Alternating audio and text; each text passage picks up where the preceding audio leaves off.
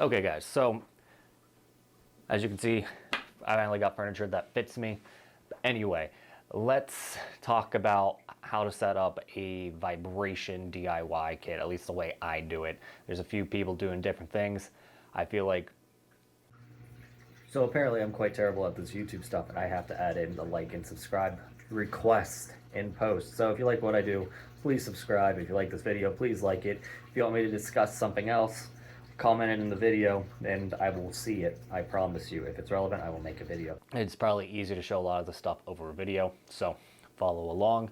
First, I'm just going to show you what I'm doing currently to set up for vacuum device wear. So I'm going to be using the Apex extender, which is right here, and then the Peak Male Physique vacuum cups. You can get these cups anywhere, but I sell them on peakmalephysique.com. Apex extender is on Massive Novelties. We will be using a banana for proxy. If you want to see this in full nudity, check out my Patreon in the link below, the $20 tier, the not safe for work tier. I went through this and basically did a walk along routine of what I was doing last month. It's tweaked a little bit. All I really changed was adding some time without vibration while extending. So we got our banana. We have to put the vacuum cup on. Normally we need some form of blister protection. If you're like me and getting a little bit too big for the largest vacuum belly you can find that actually works, then you're probably going to want to tape. Taping, pretty simple, at least compared to how other people do it. All I do is wrap around the coronal ridge. The line on the banana will show you that. And then I will tape around the bottom.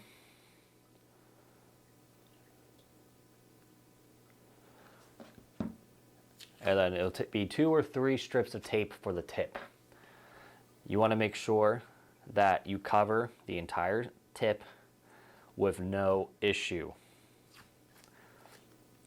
Or you want to cover the entire tip with no gaps. So this guy is going to need probably 3 pieces of tape, depending on your size. 2 to 3 pieces of tape more than likely.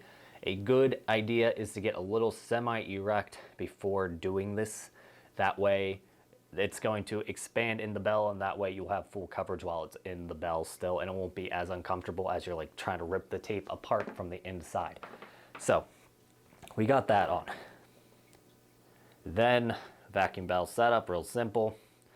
Put the sleeve on the bell. Ugh. Doesn't have to be too clean. Then flip this over, put that on, stick the glands into the bell. If you're using Peak Male Physique cups, there's going to be a little arrow on the tip, and that's going to be the top.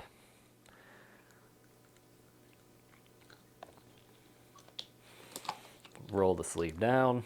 You do not have to go all the way down. You do want the sleeve straight though, and then what some people do if you're having issues with suction, particularly with a bit older sleeves, is something called double sleeving, where you just roll it back up a bit, okay? Then we're going to suck the air out of the bell. Now, obviously, since this is a banana, it is not going to be too expansive, but ideally when you are using this vacuum cup, you want your glands to be almost touching the entire width of the sides, because that way that pressure is holding the glands in place. But if you get too big for the bell, that's when it starts becoming a bit dangerous, because all that pressure is going to start building up higher and higher on the tip. So you're going to get a lot more pressure in a localized area, and that's a good way to get blisters. So you'd rather have your bell slightly too big than slightly too small when it comes to sizing these things. So this channel is basically a live journal, right? It makes it very hard to know what I actually think is the best way to grow your penis. That is why I have written my books, BD's Big Book of Length and Girth Expansion Pack.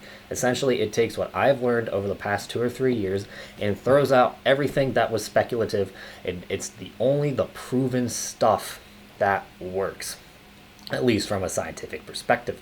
So if you're struggling to follow along here on this YouTube, it might be worth your while. Okay. So now we're going to get prepped for the vibration engine. We have our sleeve on the penis, or banana in this case. We will take a sock with a hole cut in the end of it. You can cut this to size. Any kind of fabric will do. Socks are just easy to work with, at least for me, because they kind of just bunch up as needed without, falling off.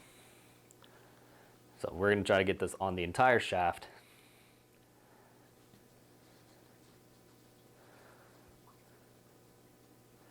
Okay, now once the heat is covered, you're going to take your vibration engine.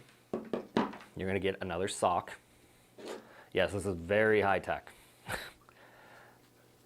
To cover the vibration engine, this is to add another layer of protection for your sleeve and to cut a bit on rattle. Then we're going to put the vibration engine on, right? But for that, we're going to need Velcro strips. I cut these to this one's about 15 inches.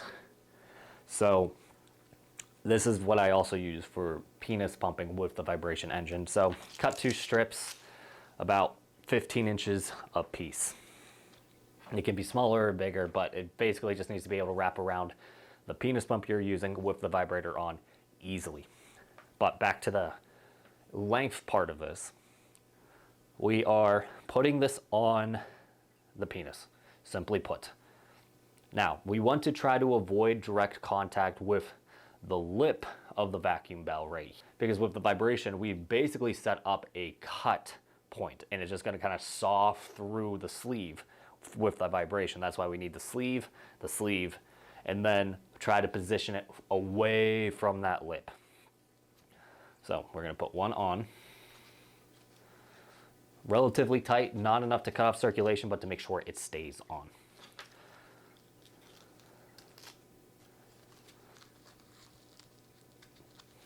Okay. He's on. Now, if we're going to use the apex, you can do it this way as well. So imagine that he is hooked in. It's going to be harder to show on camera than I would think. He is going to flip around. And instead of attaching it directly to the shaft, to help with a bit of rattle, we are going to tighten it around the apex as well. Okay? Now, I'm not getting it super tight right now because it's free floating, but you get the idea. That's the basic setup. Obviously, most of you guys are not going to be this big. If you're this big, congratulations. You're going to plug this part into the wall. This is the power adapter. Mine has built-in voltage control. Since this is a 3600 RPM motor, we're going to want about 60% power because we're targeting 2400 RPM. So we're going to turn it up. For me, it's going to be right about there, 2/3 of the way up. There's a bit of debate since it's an omnipotentiator. I believe I said that right. It is going to be more exponential than it is going to be linear progression. But with playing around for this for like 2 or 3 months, going anywhere above 80% on a 3600 RPM motor leads to some undesirable side effects. So keep that in mind. Now, when you are in this thing, you will elongate very quickly. So let's say your target tension is 10 pounds. I'd say most of you guys want to start at about 5 pounds. You want to stay at that 5 pound or 10 pound, whatever your target tension line is. Over the first 5 to 10 minutes, you will have to constantly increase the tension. If you're using a hanger, you won't have to worry about it unless it starts touching the floor. Then you need to like rework your entire setup. But for the most part, that's basically it. Keep an eye on the tension, keep an eye on the power voltage, keep an eye on your power adapter to make sure you didn't accidentally bump it. But other than that, you're good to go. Now, a few safety things. You want to take a couple minutes off every 10 minutes. This is up for debate for a bit. I started doing this as per recommendation of the crew at r/getting bigger. I've noticed much better sensitivity with adding in the 3-minute breaks every 10 minutes. You do not need to drop tension, but I find if you come out of the device for 10 minutes, just detach from the springs, you'll have a much better stretch the next set, and it will be a lot less taxing on the penis, even though that's something that we want. It's a bit counterintuitive, but I find much better results and comfort by just taking it off for that minute or two, and then reattaching. Then we only want to do this length work for at most 30 minutes. I'm telling you now, guys, this is probably the most intense PE that you can do. So you want to make sure that you are listening to your body and understanding that it has limits. With the vibration, we are basically doing 2,400 rapid micro stretches a minute. So over 30 minutes, let's see what the math is on that. 2,400 times 30 is 72,000 stretches. I don't think most of us would be getting that in a year with manual stretches. So that's why it's so effective, is because there's no way you will not be able to fatigue the tissues. So to recap, 30 minutes total, 10-minute sets. Every 10 minutes, take a couple minutes off of the vibration. Turn it back off and on. Unhook from the springs just to, keep those comfort levels high. Then for hanging, same idea. Turn it off every 10 minutes. Unhook the weight for that time period as well. And that's basically it for length. So Leviathan has been very busy this year. We now have 6 supplements for you to choose from. Way too much to go over in a minute. But essentially, if you're just trying to increase blood flow for performance or whatever you desire, check out Fortitude and Vigor. If you're looking to increase sensation, check out Virility and Fortitude. Then, if you're just looking for a pretty damn good testosterone booster, Vitality is a good bet. Then we have Shield, which is our nerve support supplement, very useful to keeping things spry and sensitive. Then we have Safeguard, which is our soft tissue support, so good for joints, knees, and anything else that you could think of. All this stuff was formulated by my business partner, who happens to be a doctor, so all the stuff is research-backed, adequately dosed, but more importantly, fairly priced, and will help you achieve your goals. So check them out, Leviathan Wellness on Amazon and leviathansups.com. For girth, this is pretty simple to set up. Now, disclaimer, I have not went for girth. I am over 6 inches girth already. It's plenty. I will be working on it in the next year or so once I hit my long-term length goal. But for now, a lot of this stuff is speculative. Does not mean it won't work. It's just I have not given it my best effort on this front. But basically for girth and using the vibrator, we want to latch it onto this, but we also want to cut down on rattle because that's very annoying. So this is just a silicone sleeve. I would recommend using one that you beat to shit already. This is one that I ripped during testing the vibration. So just put it on there, put the vibrator on it, and then make a sandwich with the Velcro.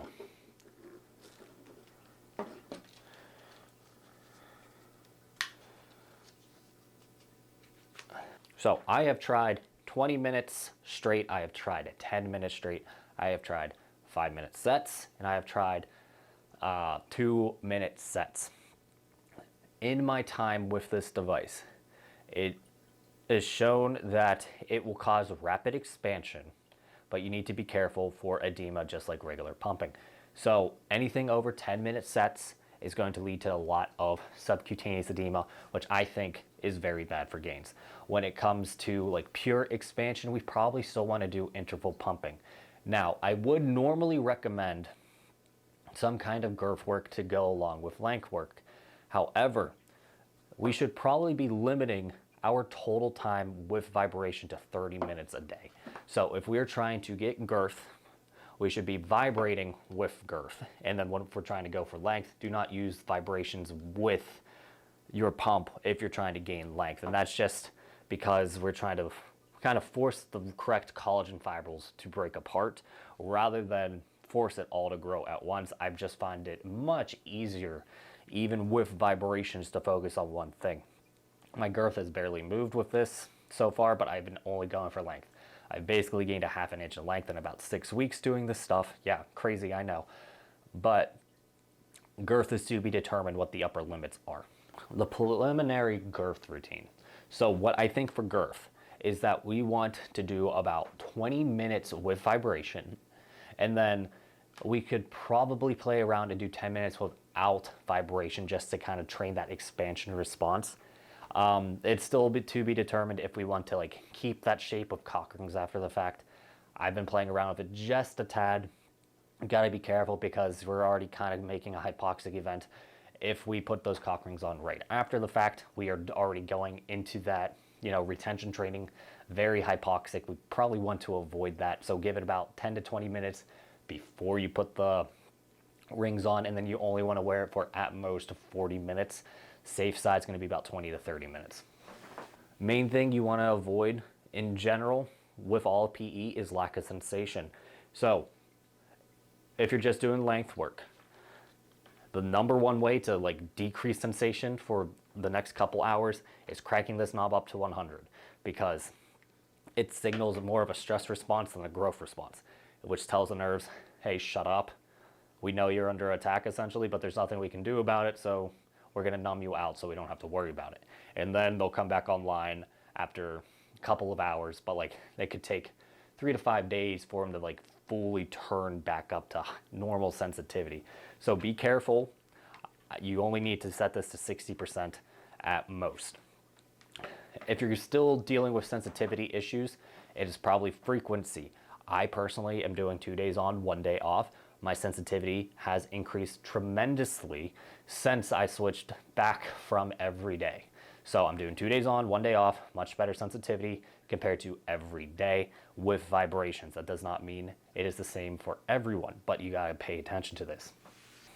When it comes to fatigue sets and everything like that for length, they probably still show efficacy because it's kind of like that directional fatigue that we want, so the correct collagen fibers break up down to be rebuilt, but I have not seen the need to do them yet. Now, I have seen better elongation from 3 sets to 10 minutes compared to 30 minutes straight. So if we're gonna play this out to its conclusion, it would probably make sense to do even more sets than I'm recommending right now, but it's a bit of a pain in the ass to constantly take the springs off and on, or unload weight if you're hanging.